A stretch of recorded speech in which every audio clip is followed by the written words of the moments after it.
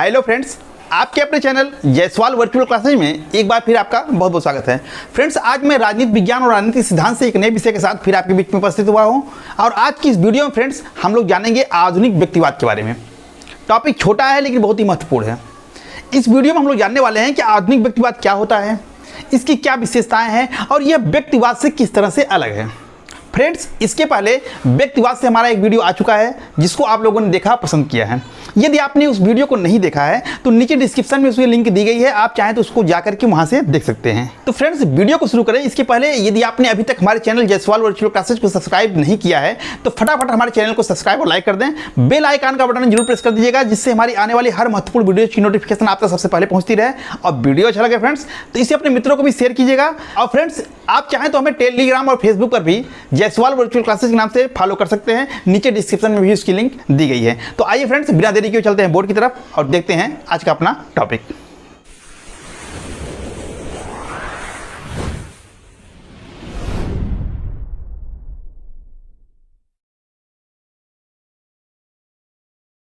तो फ्रेंड्स, इस वीडियो में हम लोग जानने वाले हैं आधुनिक व्यक्तिवाद के बारे में। इसके पहले हम लोगों ने व्यक्तिवाद को पढ़ा था।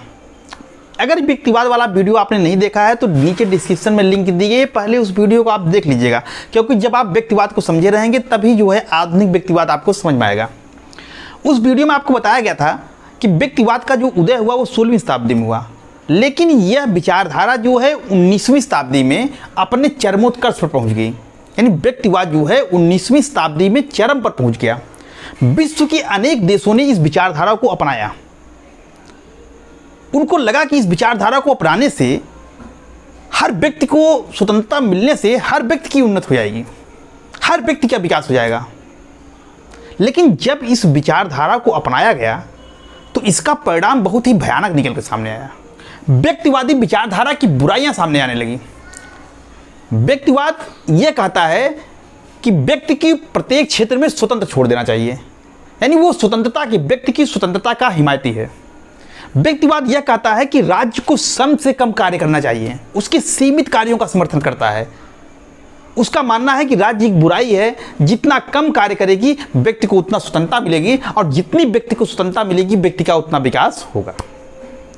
व्यक्तिवाद वह विचारधारा है जो यह मानता है, यह अहस्तक्षेप के सिद्धांत में विश्वास करता है।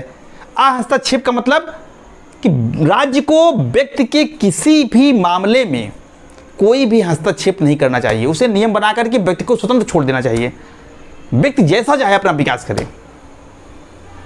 और जब व्यक्ति स्वतंत्र रहेगा तो अपना विकास अच्छे से, क्योंकि वो विवेकशील प्राणी है, अपना अच्छा बुरा जानता है, तो अपना विकास अच्छे से कर सकता है। लेकिन जब इस सिद्धांत को व्यवहार में अपनाया गया, जब इस सिद्धांत को लागू किया गया और खासकर आर्थिक क्षेत्र में लागू कर दिया गया कि राज्य को आर्थिक मामलों में व्यक्ति की कोई हस्तक्षेप नहीं करना होगा, तो इसका परिणाम जो उभर कर सामने आया वो ये आया कि अमीर और गरीब के बीच की जो खाई है वो बढ़ती गई। यानी अमीर और गरीब के बीच की जो खाई की बात करते हैं, यानी जो व्यक्ति अमीर है वो अमीर होता चला गया और जो गरीब है गरीब होता चला गया। समाज में आर्थिक असमानता फैल गई। बहुत से लोग जो है वो निर्धन और गरीब होते चले गए। अब पूंजी जो है, संपत्ति जो है कुछ लोगों के हाथों में इकट्ठा हो गई। व्यक्ति को केवल स्वतंत्रता देने से ही व्यक्ति की उन्नति नहीं हो जाएगी, उसके साथ साथ समानता जरूरी है। समानता के होने के बावजूद भी असमानता को रोकने के लिए राज्य का हस्तक्षेप भी जरूरी है। मैं एक सिंपल सा आपको एग्जाम्पल दूंगा, उस एग्जाम्पल के माध्यम से आपको व्यक्तिवाद की बुराइयां आपको समझ में आ जाएगी। मान लीजिए कि ये स्वतंत्रता हो राज्य में कि हर व्यक्ति शिक्षा प्राप्त कर सकता है, ये स्वतंत्रता है राज्य का, उसमें कोई हस्तक्षेप नहीं होगा। तो जिसके पास पैसा है, जिसके पास धन है, दौलत है, वो अपने बच्चों को अच्छे स्कूल में पढ़ा सकता है, क्योंकि सरकारी स्कूल तो होगा नहीं। व्यक्तिवाद का यह मानना है कि राज्य का कार्य केवल रक्षा और शांति व्यवस्था बनाए रखने का है, जन कल्याण का कोई कार्य नहीं करना है। तो सरकारी स्कूल तो होगा नहीं, प्राइवेट स्कूल होंगे। जब प्राइवेट विद्यालय होंगे तो जो लोग पैसे वाले हैं वो अपने बच्चों को वहाँ पढ़ाएंगे, अच्छी किताबें देंगे, अच्छे कोचिंग देंगे, अच्छे संस्थान देंगे, उनके बच्चे तो अच्छे पढ़ लिख जाएंगे। लेकिन जो निर्धन वर्ग है, जिसके पास पैसे नहीं है, जो कमा खा रहा है, स्वतंत्रता तो है शिक्षा प्राप्त करने की, लेकिन क्या वो वहाँ एडमिशन ले सकता है? क्या वो सुविधाएं अपने बच्चों को दे सकता है? नहीं दे सकता है। तो परिणाम ये होगा, पढ़े लिखेंगे उनके बच्चे, और जो वो पढ़े लिखेंगे तो वही नौकरी में आएंगे।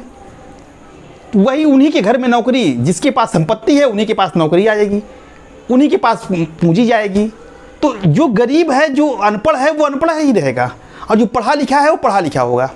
यानी अनपढ़ों की संख्या धीरे धीरे बढ़ती जाएगी, पढ़ो लिखों की संख्या सीमित हो जाएगी, क्योंकि जिसके पास पैसा रहेगा वही पढ़ पाएगा। आज क्या है, सरकारी विद्यालय है, आपके पास कुछ भी नहीं है, आप खाने के लिए मोहताज हैं, तब भी आप जाइए फ्री में एडमिशन करा लीजिए। सरकार ने 8 तक, कक्षा 8 तक निःशुल्क शिक्षा दी है।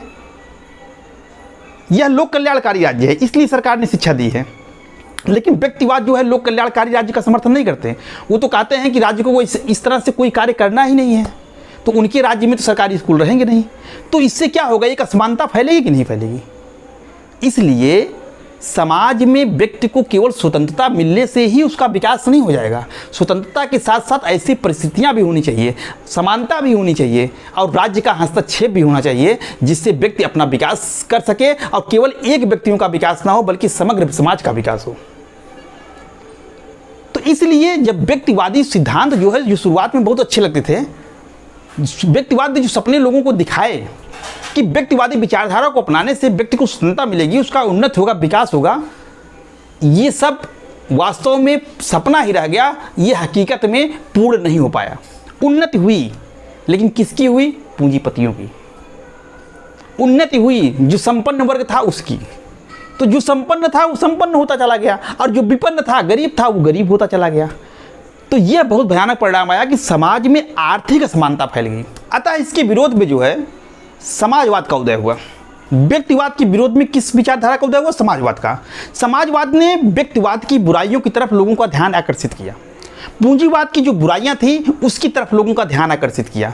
समाज में जो आर्थिक विषमता फैल रही थी, अमीर और गरीब के बीच की जो खाई बढ़ रही थी, इस तरफ लोगों का ध्यान आकर्षित किया। और उसने कहा कि व्यक्तिवादी विचारधारा को अपनाने से समाज में यही स्थिति पैदा होगी। अगर समाज में सबको समानता चाहिए और सबके उन्नति चाहिए, तो आपको समाजवादी विचारधारा अपनानी होगी, पूंजीवाद का अंत करना होगा। तो एक तरफ तो जब ये आर्थिक असमानता बढ़ने लगी तो लोगों का मोह जो है व्यक्तिवाद से भंग होने लगा, और समाजवाद ने उस ताबूत में आखिरी कील ठोकने का कार्य किया। इसकी विचारधारा ने लोगों को जागरूक किया और व्यक्तिवाद की बुराइयों की तरफ उनका ध्यान आकर्षित किया। अब परिणाम ये हुआ कि व्यक्तिवाद का पतन होने लगा, और 20वीं शताब्दी तक आते आते व्यक्तिवाद जो है वो पूर्ण रूप से पतन हो गया। अब जब व्यक्तिवाद का पतन हो गया तो व्यक्तिवाद ने अपने आप को मार्केट में टिकाए रखने के लिए अपना चोला बदल दिया। आप देखते हैं कि कोई उत्पाद मार्केट में बिक रहा है, काफ़ी दिनों से चल रहा है वो, तो धीरे धीरे जब वो उत्पाद कम बिकना शुरू हो जाता है तो कंपनी वाले दिमाग लगाते हैं कि इसमें क्या किया जाए कि उत्पाद बढ़ जाए बिक्री इसकी। फिर तो वो एक नया एडवर्टाइज निकाल देते हैं, क्या आपके टूथपेस्ट में नमक है? आप कहोगे अरे हमारे टूथपेस्ट में नमक नहीं है। तो नमक है, अगर नहीं है तो आप ये टूथपेस्ट लीजिए, इसमें नमक है। अब उन्होंने थोड़ा सा उसमें नमक मिला दिया, एक नए कलेवर में उसको प्रेस कर दिया टूथपेस्ट को, और उस टूथपेस्ट को आप खरीद रहे हैं। तो ये होता है कि मार्केट में टिकाने के लिए कुछ ना कुछ नया करते हैं लोग। तो व्यक्तिवाद ने भी अपने आप को मार्केट में टिकाए रखने के लिए उसने क्या किया? अपना चोला बदल दिया। जो उसके सिद्धांत थे उसमें बहुत बड़ा परिवर्तन कर दिया, और एक नए सिद्धांत के रूप में हमारे बीच में आया, जिसको हम कहते हैं आधुनिक व्यक्तिवाद। तो फ्रेंड्स, आधुनिक व्यक्तिवाद का उदय जो है वो 20वीं शताब्दी में हुआ। और किसके प्रतिक्रिया में हुआ? समाजवाद और समष्टिवाद के प्रतिक्रिया के स्वरूप हुआ। व्यक्तिवाद के विरोध के स्वरूप समाजवाद का उदय हुआ, और समाजवाद और समष्टिवाद के प्रतिक्रिया स्वरूप आधुनिक व्यक्तिवाद का उदय हुआ। तो यानी आधुनिक व्यक्तिवाद का उदय कब हुआ? 20वीं शताब्दी में हुआ। इसके समर्थक कौन कौन से? तो इसके समर्थकों में ग्राहम बलास का नाम आता है, नॉर्मन एंजिल्स का नाम आता है, और हिलेयर बेलाक का नाम आता है, और मिस फॉलेट का नाम आता है। ये इसके बहुत प्रसिद्ध समर्थक हैं। ग्राहम बलास का बहुत फेमस नाम है, आपको जब सेट बनाते होंगे या नाम मिला भी होगा आधुनिक व्यक्तिवाद में।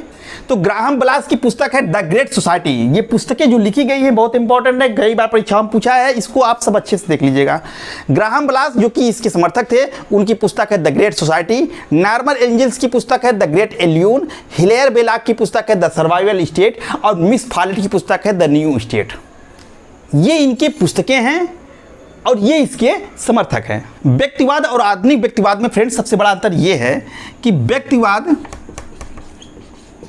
जहां व्यक्ति को ज़्यादा महत्व देता है, व्यक्ति की स्वतंत्रता की बात करता है, वहीं आधुनिक व्यक्तिवाद जो है, आधुनिक व्यक्तिवाद ये जो है समूहों और संस्थाओं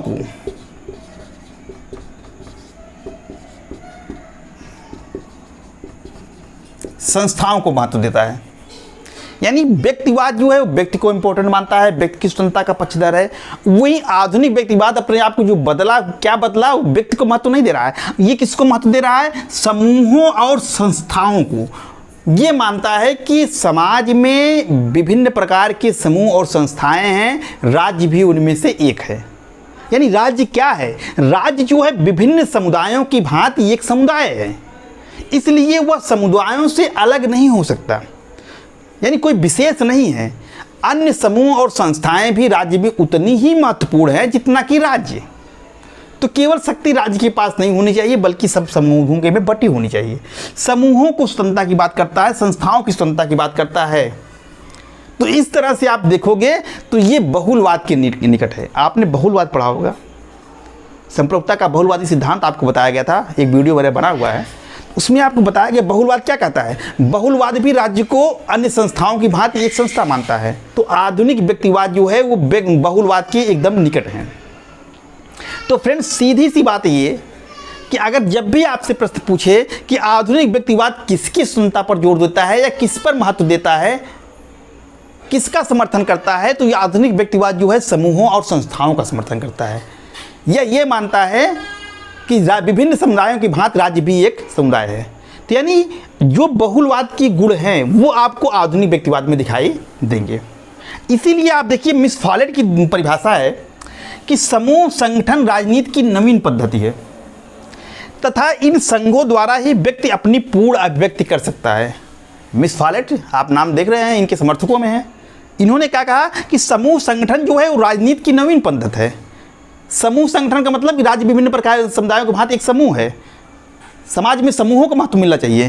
तो ये कह रहे हैं कि समूह संगठन जो है वो राजनीति की नवीन पद्धति है और इन संघों द्वारा व्यक्ति अपनी पूर्ण अभिव्यक्ति कर सकता है। यानी विभिन्न संगठनों के माध्यम से व्यक्ति अपनी आवश्यकताओं की पूर्ति के लिए संगठन बनाता है और इन संगठनों के माध्यम से व्यक्ति अपनी इच्छाओं की पूर्ण अभिव्यक्ति कर सकता है। तो ये परिभाषा देख लीजिएगा कि समूह संगठन राजनीति की नवीन पद्धति है तथा इन संघों द्वारा ही व्यक्ति अपनी पूर्ण अभिव्यक्ति कर सकता है। ये किसकी है, मिस फॉलेट की है। मिस फॉलेट ने और कहा है चीज़ कि समाज का आधारभूत तत्व जो है मैं तथा अन्य नहीं है। ये देखिए, मैं तथा अन्य ना होकर व्यक्तिवाद क्या मानता था कि मैं, ये मानता था कि व्यक्ति जो है वो समाज से अलग है, व्यक्ति विवेकशील प्राणी है, उसको स्वतंत्र छोड़ दीजिए, वो जैसा करना चाहे वैसा करे।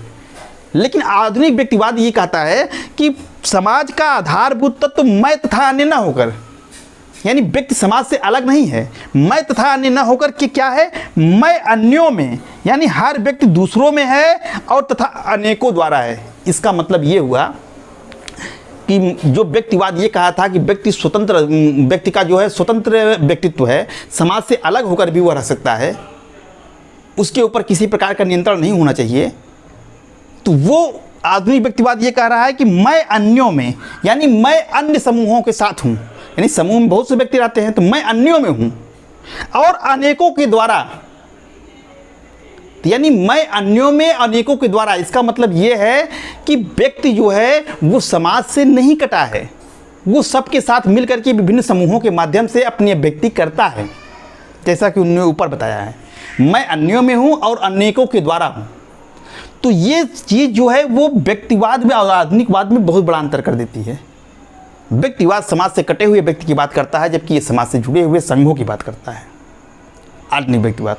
तो ये मिस फॉलेट की परिभाषा है, समाज का आधारभूत तत्व मैं तथा अन्यों में ना होकर के मैं अन्यों में तथा अनेकों द्वारा है। ये मिस फॉलेट ने कहा था। ये दोनों स्टेटमेंट है और ऊपर वाला जो स्टेटमेंट है फ्रेंड्स, ये जोड़ का है कि व्यक्तिवाद या इसकी स्वतंत्रता के सिद्धांत को, जो राजनीति में बहुत मूल्यवान है, जब आर्थिक क्षेत्र में लगाया गया तो विनाशकारी सिद्ध हुआ। जैसा कि मैंने बताया अभी आपको कि इसके सिद्धांत जो पहले स्वतंत्रता के सिद्धांत थे, जो ये कहते थे कि व्यक्ति की अगर पूर्ण स्वतंत्रता मिल जाएगी तो वह उन्नत कर लेगा, लेकिन जब इसको आर्थिक क्षेत्र में लगा दिया गया राज्य ने कोई हस्तक्षेप नहीं किया आर्थिक क्षेत्र में, तो ये इसका परिणाम बहुत विनाशकारी सिद्ध हुआ और ऊंच और नीच के बीच की जो खाई है वो बढ़ती चली गई। तो इसी बात को जोड़ ने कहा है कि व्यक्तिवाद या इसकी स्वतंत्रता के सिद्धांत को राजनीति में बहुत मूल्यवान है, जब आर्थिक क्षेत्र में लगाया गया तो बहुत ही विनाशकारी सिद्ध हुआ।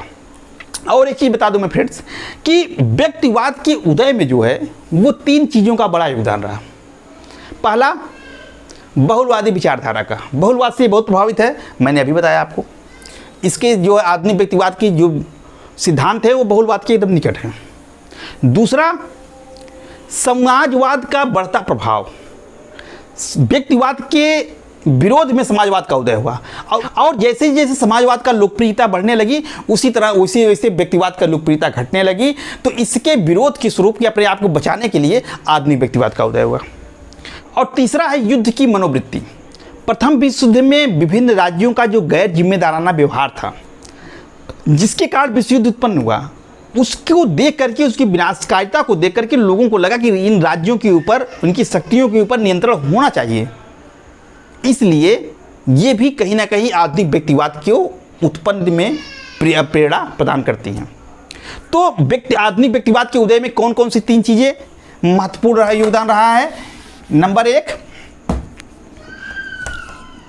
बहुलवादी विचारधारा, बहुलवादी विचारधारा का। नंबर 2, समाजवाद या समष्टिवाद, समष्टिवाद की उदय का। और नंबर 3 है युद्ध की मनोवृत्ति का, मनोवृत्ति। इन 3 चीज़ों का या ये 3 चीज़ें आधुनिक व्यक्तिवाद के उदय में सहायक रही हैं। ठीक है फ्रेंड्स, आगे बढ़ते हैं और देखते हैं आधुनिक व्यक्तिवाद की विशेषताओं को। आधुनिक व्यक्तिवाद की पहली विशेषता फ्रेंड्स ये है कि बौद्धिकतावाद विरोधी धारणा। इसका मतलब ये हुआ कि व्यक्तिवाद यहाँ यह मानता था कि व्यक्ति एक विवेकशील प्राणी है, वह अपना अच्छा बुरा अच्छे से सोच सकता है। यदि उसके ऊपर कोई नियंत्रण नहीं रहेगा, उसको स्वतंत्रता दी जाएगी तो वह अपना विकास अच्छे से कर सकता है। एक तरह से वह राज्य को नैतिक आधार पर राज्य का तिरस्कार करते हैं व्यक्तिवादी। लेकिन आधुनिक व्यक्तिवाद जो है वह यह मानता है कि राज्य का जो है तिरस्कार करना नैतिकता के आधार पर यह उचित नहीं है। यानी एक तरह से वो बौद्धिकतावाद की विरोधी धारणा है कि व्यक्ति केवल विवेकशील प्राणी है, यह कह करके कि विवेकशील होने के कारण वो अपना विकास अच्छे से कर सकता है, उसके ऊपर कोई नियंत्रण ना हो, यह सही नहीं है। इसलिए हमको नैतिकता के आधार पर राज्य का तिरस्कार नहीं करना चाहिए। ठीक है, पहला। दूसरा यह है, समूह तथा संघ भी राज्य की भांति अपना व्यक्तित्व रखते हैं। फ्रेंड्स, मैंने अभी आपको बताया कि आधुनिक व्यक्तिवाद जो है वो बहुलवाद के काफ़ी समीप है। यह भी मानता है कि समाज में संस्थाओं और समूहों का ज़्यादा महत्व है। ये समूहों और संस्थाओं के महत्ता पर जोर देता है और जो कि बहुलवाद भी करता है। यह मानता है कि समाज में जो राज्य है वो क्या है, वो अन्य संस्थाओं की भांति एक संस्था है। जिस तरह से राज्य की अपनी इंपॉर्टेंस है, उसी तरह से समाज की जितनी संस्थाएं हैं उनकी भी महत्ता है। इसलिए शक्तियाँ केवल राज्य के पास नहीं होनी चाहिए। जिस तरह राज्य का अपना व्यक्तित्व है, उसी तरह समाज में समूह और संघों का भी अपना व्यक्तित्व है। तो ये समूह और संघों की महत्ता पर जोर देता है। तो ये इसकी दूसरी विशेषता है कि समूह तथा संघ भी राज्य की भांति अपना व्यक्तित्व रखते हैं। तीसरा है फ्रेंड्स कि राज्य का कार्य क्या है, विभिन्न संस्थाओं के बीच विवाद होने पर समन्वय स्थापित करना। राज्य कोई विशेष नहीं है, वो अन्य संस्थाओं की बात संस्था ही है। उसका कार्य, उसका महत्व सिर्फ इतना है कि वह जो है अन्य संस्थाओं में समन्वय स्थापित करने का कार्य करता है। वही चीज़ यहाँ आधुनिक व्यक्तिवाद भी कह रहा है कि राज्य का कार्य क्या है, विभिन्न संस्थाओं के बीच विवाद होने पर समन्वय स्थापित करना है। यानी वो विभिन्न समुदायों में थोड़ा सर्वोच्च इसलिए हो जाता है क्योंकि वो जो है इनके बीच में समन्वय स्थापित करने का प्रयास करता है, इसलिए समुदायों में थोड़ा सा सर्वोच्च हो जाता है, लेकिन सर्वश्रेष्ठ नहीं है। यद्यपि आधुनिक व्यक्तिवाद को व्यक्तिवाद जैसा महत्व नहीं मिला, क्योंकि इसके जो सिद्धांत हैं उसको सकारात्मक उदारवाद ने, बहुलवाद ने और श्रेणी समाजवाद ने इसके विचारों को अंगीकार कर लिया। इसके सिद्धांतों के जो केंद्रीय सिद्धांत थे उसको अंगीकार कर लिया। लेकिन फिर भी इतना कहा जा सकता है कि आधुनिक व्यक्तिवाद की सबसे बड़ी देन यही है कि इसने जो है व्यक्ति की स्वतंत्रता को सत्ता के मद में चूर राज्यों से बचाने का प्रयास किया। तो फ्रेंड्स आई होप कि आधुनिक व्यक्तिवाद जो है वो आपको समझ में आ गया होगा। आधुनिक व्यक्तिवाद क्या है, इसकी विशेषताएं क्या है, व्यक्तिवाद से ये किस तरह से अलग है, ये आपने अच्छे समझ लिया होगा। फिर भी कहीं कोई डाउट है आपके मन में या कुछ आपको समझ में ना आया हो तो कमेंट सेक्शन में आप कमेंट करके हमसे पूछ सकते हैं। मेरा यथासंभव प्रयास रहेगा कि आपकी समस्याओं का मैं ध्यान कर सकूं। तो फ्रेंड्स मिलते हैं एक नए वीडियो के साथ, तब तक के लिए आपका दिन शुभ हो। धन्यवाद।